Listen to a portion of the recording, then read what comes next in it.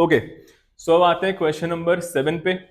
हम लोग पढ़ रहे हैं इशू ऑफ डिबेंचर्स। तो क्वेश्चन नंबर 7 बोलता है जी limited took a loan of rupees 7 lakhs from ICICI Bank on 1st April 2025, for which it issued 8,009% debentures of rupees 100 each at par। इसके लिए हम लोग को एंट्रीज पास करनी है। ओके, तो यहाँ पे हम लोग जब भी लोन लेते हैं और उसके लिए अगर हम लोग डिबेंचर्स रखवाते हैं तो this is known as your collateral security.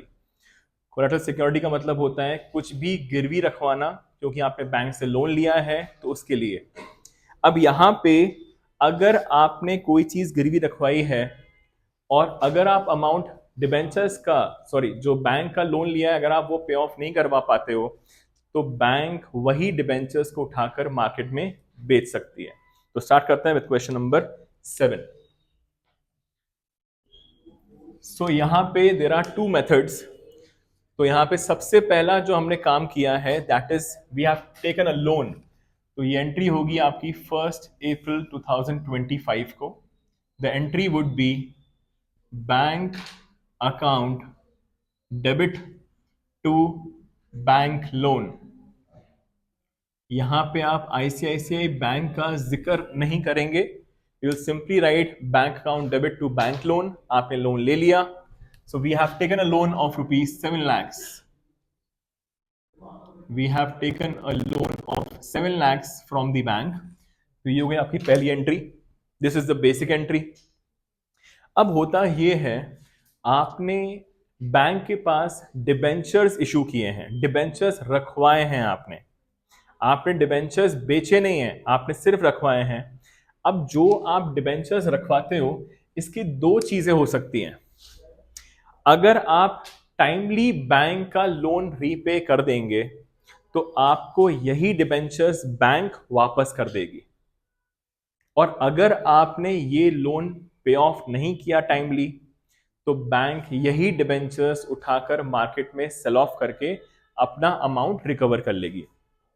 तो इसी के लिए कभी कभी बैंक बोलती है कि जितने का लोन लिया है इससे ज्यादा का आपको डिबेंचर्स रखवाने होंगे। तो इस क्वेश्चन में हम लोगों ने लोन लिया है भले ही 7 lakhs का, बट आपने 8,000 डिबेंचर्स इशू किए हैं 100 ईच, दैट इज 8 लाख रुपए के डिबेंचर्स इशू किए हैं।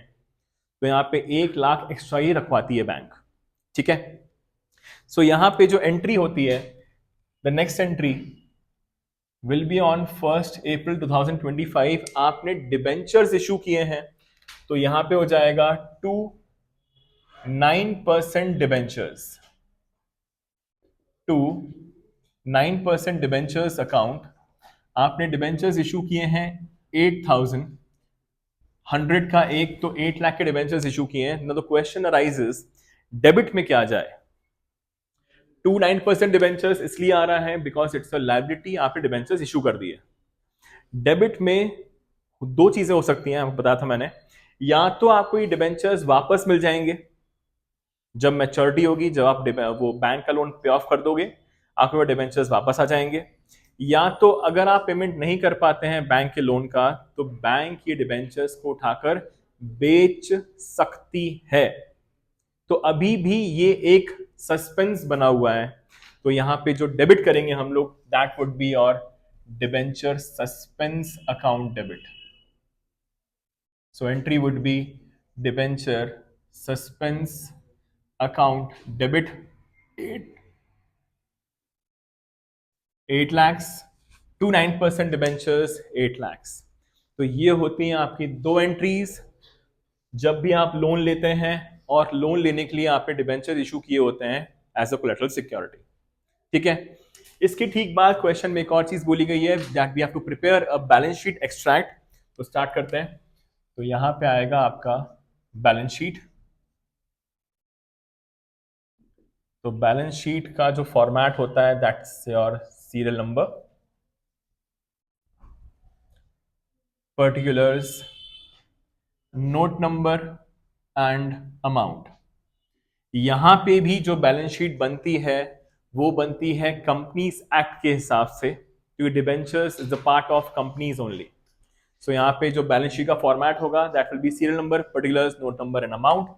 इसमें पहली चीज जो आपके पास आती है that's your equity and liabilities, equity and liabilities. But यहां पे हमको फर्स्ट वाले आइटम से that is share holders fund से कोई मतलब नहीं है। We are only concern with non current liabilities, we are only concern with the non current liabilities, क्योंकि debentures is the part of non current liability and the bank loan also is the part of non current liabilities itself. So यहां पे ये हो गया। इसके अंदर आएगा आपका a, it's a long term borrowings, इसमें आएगा आपका लॉन्ग टर्म बोरोइंग्स। इतना ही बनेगा आपका ये। इसके अलावा नेक्स्ट आएगा आपका roman number 2, that will be your assets. Assets में number 1 we are only concern with the current asset because we have taken a loan, हमारे पास बैंक बैलेंस बढ़ गया होगा। So it is cash and cash equivalents. तो ये दो चीजें आएंगी, long term borrowings number 1, number 2 will be your cash and cash equivalents.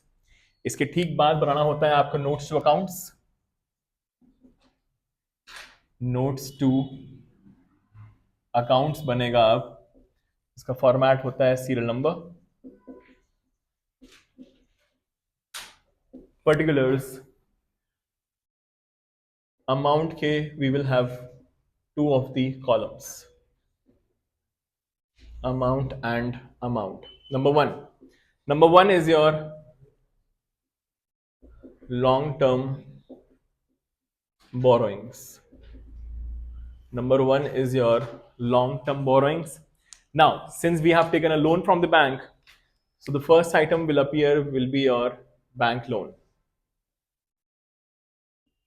हम लोगों ने बैंक से लोन लिया है 5 लाख, सॉरी हम लोगों ने लोन लिया है 7 लाख रुपए का, तो ये अंदर ही आ जाएगा 7 लाख। अब देखिए आपने डिबेंचर्स इशू तो किए हैं, पर डिबेंचर इशू किए भी हैं और नहीं भी, क्योंकि आपने इशू करके सिर्फ रखवा दिए हैं एज अ सिक्योरिटी पर्पस। तो यहां पर आप लिखेंगे next item will be your 9% debentures. Next item will be your 9% debentures जो आपने इशू किए हैं 8 लाख, अंदर ही अमाउंट आएगा, ये इनर कॉलम में आएगा अमाउंट। और ये 9% डिबेंचर्स इशू तो किए हैं पर इसलिए कुछ कैश नहीं आया था, तो यहां पे माइनस हो जाएगा आपका डिबेंचर सस्पेंस, डिबेंचर सस्पेंस। तो this will give you 8 lakh. तो अल्टीमेटली आपका ये हो गया 0। सो आपने 8 लाख के डिबेंचर्स भले इशू किए थे पर अल्टीमेटली वो 0 हो गया, तो बाहर आ जाएगा आपका 7 लाख। तो ये हो गया आपका लॉन्ग टर्म बोरिंग्स का अमाउंट 7 लाख, और इतना ही आपके पास बैंक बैलेंस भी आया था। So number 2 is your cash and cash equivalents के अंदर आएगा आपका cash at bank 7 lakh and double line से क्लोज। सो ये दोनों आपका आ गए 7 लाख, और यहां पे कैश एंड कैश मिल देंगे हम लोग 7 लाख। सो ये खत्म हो गया आपका question number 7। It was of the collateral security, the utmost important point topic in your debentures chapter. Thank you so much.